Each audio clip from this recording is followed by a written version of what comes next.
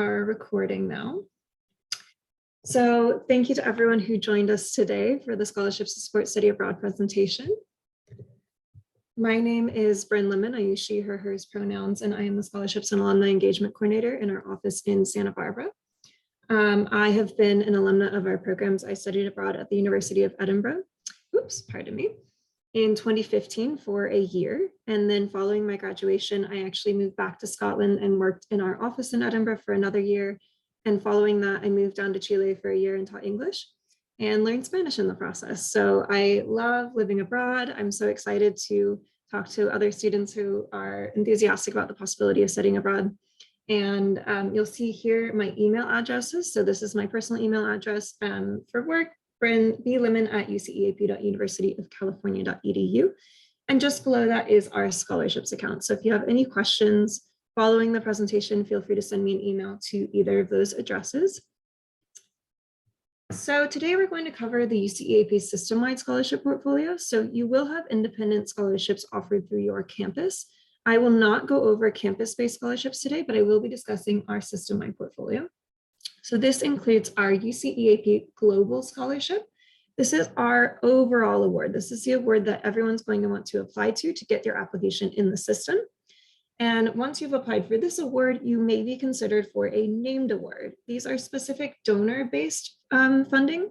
And in order to qualify for these awards, you need to be in the top 10% of applicants for our global scholarship.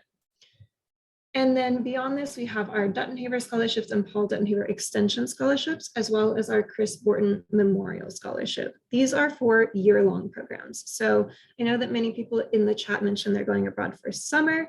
I'd love to hear if anyone is considering going abroad for a year. If you could put that into the chat, that would be really helpful for me to know to what extent to cover those types of scholarship options.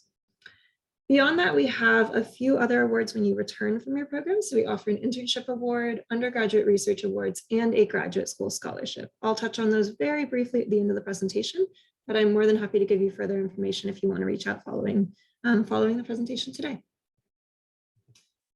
So I want to begin by emphasizing that all UCEAP students are eligible to apply for our awards. So we do not have any citizenship, residency, or other eligibility requirements. If you apply for and are ultimately selected for a UCEAP program, you are eligible for our scholarships. So you do not need to be a US citizen. There are no residency requirements whatsoever. You just need to be enrolled in a UC. I see that someone in our chat is interested in year-long study abroad programs. That's fantastic. I'm glad to hear that.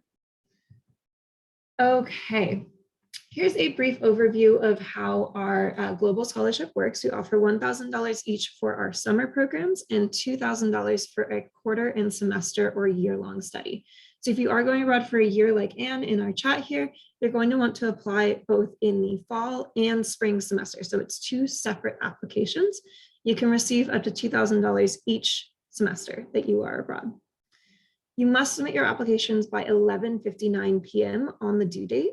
These dates don't change. This is an annual application process here. We did make some adjustments because of COVID. We had some program delays, but typically this is going to be our traditional application cycle. Summer applications are due on February 15th, fall and year are due on March 15th, and spring and off-cycle year programs are due on September 15th. So please be sure that you submit your applications early. It's really, really important. All right, here's a little overview of how the application process will work for our UCEAP Global Scholarships. You will have a form and we'll take a little look at what that is in a couple minutes. That's just basically filling out your general information, your name, your contact information, and some of your academic experience so far. Beyond that, you have a statement of purpose. This is a 500-word statement. And we will go over the prompt in a little bit so you can see what we're expecting you to write about. Here you'll see the link to the application portal. I can put that into the chat at the end of the presentation so that you all have access to it so you can see where our awards are located and how to apply. The questions for each of the awards is actually up year round. If you click on the UCEAP Global Scholarships, you can see all of the questions you're going to need to answer. You can even see the statement of purpose in advance. So even if you are not within your application time window, you can still prepare your application. You're going to want to create an account and indicate your interest in UCEAP scholarships. Our application portal is not linked to your general application to be a UCEAP student. So do be sure that you create a separate application. If you have any trouble doing one under a UC address, go ahead and do it under a personal email address. That's totally fine. But if you encounter any issues registering, just email me closer to the date of your registration. So let's talk about award selection really quickly. So our awards are based on academic merit and integration of a selected UC EAP program into a student's academic and career goals as demonstrated in a personal statement. So we want to reward students who have demonstrated that they've done a lot of research about their programs, that they've picked the right program for them, and that they are ambitious and motivated and know where they're headed. Students with financial need or who are traditionally underrepresented in UC EAP programs should include the impact these elements have had on their decision to study abroad. So underrepresented students include those who have transferred to a UC from a California community college or state university, veterans, first-generation college students, participants of year-long programs, and students on programs where the majority of classes are taught in a language other than English. These students tend to make up a smaller portion of our student body, and we really want to encourage these students to go abroad. So we try to reflect that in our process as we go through ranking our applications. Here's a little look at what the form will look like when you are applying for your scholarship. So it's a lot of general questions here, your student ID number, your name, contact information, and just some general information about you. There's more questions than that, but this is just a little overview. Once you've filled that out, you will be directed to some recommended opportunities. So for here, you're seeing the UC EAP Global Scholarship is our recommended opportunity. In this example, I have not selected a year-long path for myself, but had you selected that you were going abroad for a year, you would also be recommended our year-long application here. On the right-hand side, you'll see the little orange apply button. You're going to want to click that, and that will open up a second form where you will put in some duplicate information and some additional information on this form. And that information will be shared with the reviewers who are going through our applications. We do anonymize the application process and ensure that viewers are not given all of your information, but they are given a little bit of insight into who you are as a student so that they can judge accordingly whether you should be selected for a scholarship. So let's review the statement of purpose briefly. This is a 500-word statement. So it is an exercise in brevity, and we hope that you will take the statement into your writing offices and get it assessed by peers and ensure that you've done the best that you can to make it your own. So I'll go over very briefly what the statement entails. The first question is, what sparked your interest in studying abroad? How will your program abroad relate to your academic, career, and/or personal goals? What academic preparation have you done for your program? How do you communicate across different groups or conflicts, across group differences and/or conflicts? Personal growth opportunities for study abroad. If you are a student with financial need, please discuss how this has impacted your decision to study abroad. Where do you hope to experience while studying abroad? How do you hope to grow personally while abroad? And if you are a student who identifies as a traditionally underrepresented in study abroad programs, please discuss how this has impacted your decision to study abroad. So there's quite a few different prompts in here. We don't necessarily expect all of our students to address every aspect of the prompt, but we do hope that you'll allow it to inform your statement of purpose. And if, for example, you don't have a lot of financial need, as we had some students asking in the finance presentation that hopefully many of you just attended, if that's the case, then you don't need to address that portion of the prompt. But we do really encourage you to focus on aspects like academics and career. We want to hear a little bit about your personality. So hearing about what sparked your interest in study abroad and learning about personal growth opportunities while you are away really helps to make your statement stand out to reviewers. So let's talk about how to do that. So our application tips. We want to make sure that your personal statement is memorable. That is the #1 recommendation I can give you while applying for a scholarship. You want to be specific about your backgrounds and your reasons for going abroad. So if I just say, I love to travel and I'm so excited to go and be in a new country and to see a new culture, that's fantastic. And I love that. And we want all of our students to feel that enthusiasm. But what we want to know is that you have researched your program and that it fits exactly with your academic and personal needs.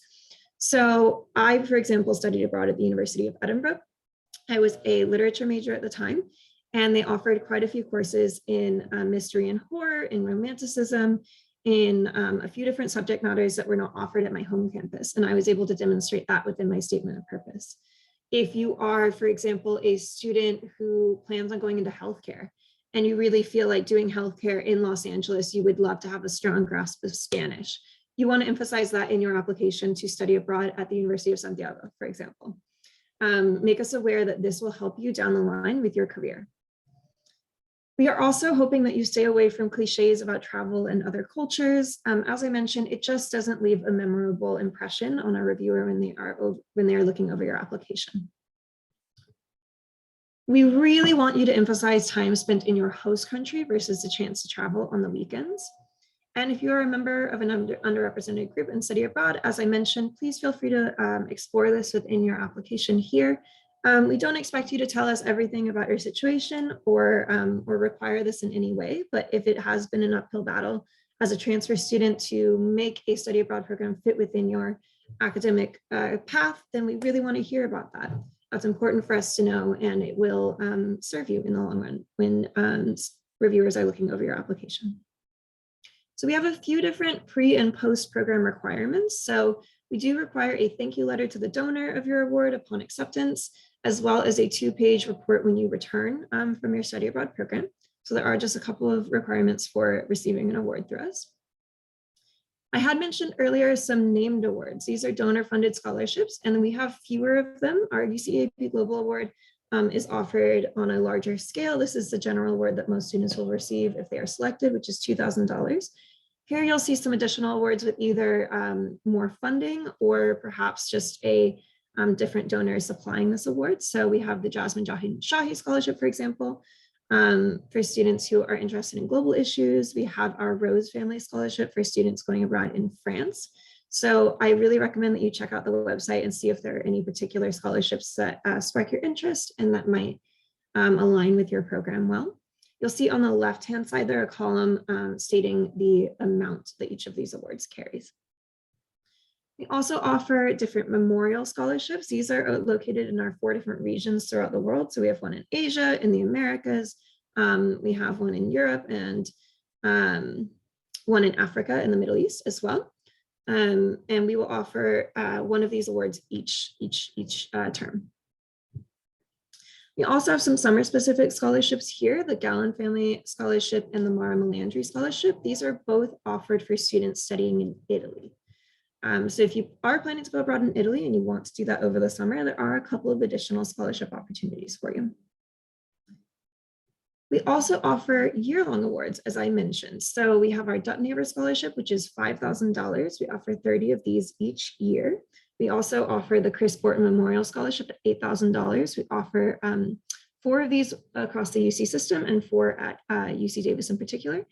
And we also offer San Diego, we also offer the Paul Dutton-Haver Extension Award for $2,500 each for students who are planning to extend from fall to spring. And we'll go over all of these in more detail in a minute. In terms of combining funding, so funding for the UCAP Global Scholarship cannot be combined with our named awards, like the Olivia Tranship Award or the Rose Family Scholarship that I was mentioning. Students who are selected for our scholarships will receive either the Global Award or a named award. The reason we do this is to allow our funding to spread out as widely as possible across the student body. So we want to make sure as many students as possible are receiving our funds, so we do not combine them.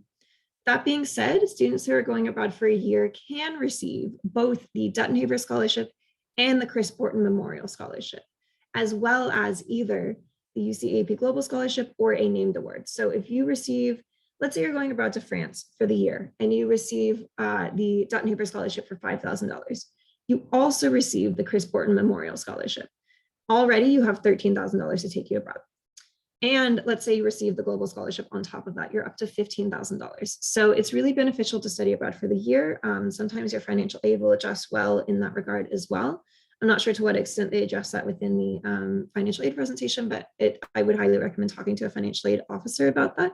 If you are considering studying abroad for a year, or if it is possible for you, it's a really great way to immerse yourself in a culture entirely, and I highly recommend it.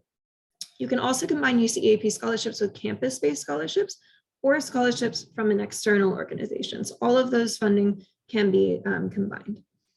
You can also apply for semester-long scholarships. Yes, as I mentioned, each semester that you are abroad for the year. So if you are that student going to France, then you want to apply each semester for our global scholarship.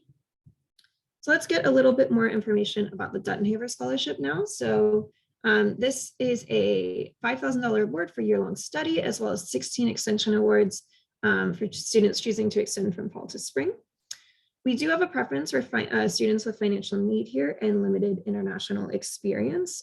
These scholarships are funded by Linda Dutton-Haver. She is a UC-EAP alumna.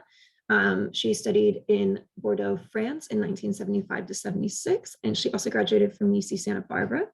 Before going abroad, she had not really traveled internationally and really credits UC-EAP with the formation of her as an adult woman and is really appreciative of having been abroad for a year. So studying abroad for a year is a really important aspect of her awards. We also offer a Chris Borton Memorial Scholarship, 8 awards of $8,000 each. As I mentioned, 4 of those are spread across the UC system, and 4 of those are at UC San Diego. And the scholarship was established in 1996 in memory of Chris Borton. The deadlines for our year-long scholarships vary a little bit from our general application process. This is to allow our donors some extra time to review the applications before selections are made. So our application deadlines are March 1st and October 1st. So the requirements for these awards is similar to that of the Global Scholarship, but there are some additional requirements. So we do require an online form, a statement of purpose. It's a little longer than the traditional statement of purpose. It's 750 words. And a letter of recommendation. In addition to this, the Dutton-Haver application does require a statement of academic preparation and a statement of financial need. So this is interesting to note for any scholarship that you are applying for. A strong academic record matters, but is not the most important aspect of your application. So if you have a lower GPA coming into studying abroad, we just want you to explain why that might be. I, as a student, did have a lower GPA coming into study abroad because I transferred majors after my freshman year. And I had not been doing well in my previous major. And I explained that within my statement of purpose. And it's a really good way to give readers insight into why your GPA might be a little bit lower. Let's say you're a transfer student. Let's say you had some family hardships your first year. There might be a myriad of reasons as to why your GPA is a little lower. We just want to learn a little bit about why that might be. Again, we want you to be memorable, tell your personal story. And within the year-long application, you will have a chance to explain your financial situation and talk about ways that you're contributing to your own costs abroad. This is very important to Linda Dutton-Haver. She likes to know that students are making a concerted effort to contribute to their own expenses while abroad. Finally, with spelling and punctuation definitely matter when applying for your awards, any award, but particularly the Dutton-Haver Awards. And when you get a letter of recommendation, we really recommend that you get that from someone who knows you really well. Getting it from a professor or someone that doesn't know you super well doesn't really allow us a lot of insight into who you are as a student. So we recommend getting it from a supervisor or a TA or someone that has a strong relationship with you. I mentioned earlier the undergraduate research awards, the internship awards, and the graduate school scholarship. I recommend just taking a picture of this slide if you are planning to do an internship abroad or research abroad, or if you're in any way considering graduate school. Go ahead and take a screenshot or a picture of this slide now. I'm not going to get into the details of it because I want to ensure that we have enough time to go over questions in the chat, but I'll leave it up for another couple seconds. And we're going to move on to our next slide now. So following the presentation, I hope that you will explore the UC-EAP website, as well as visit your campus study abroad office or the how to apply section on the program page on the UC-EAP website. We do have drop-in office hours, and the QR code is right there. And we recommend that you start an application by selecting the Apply Now button on the website.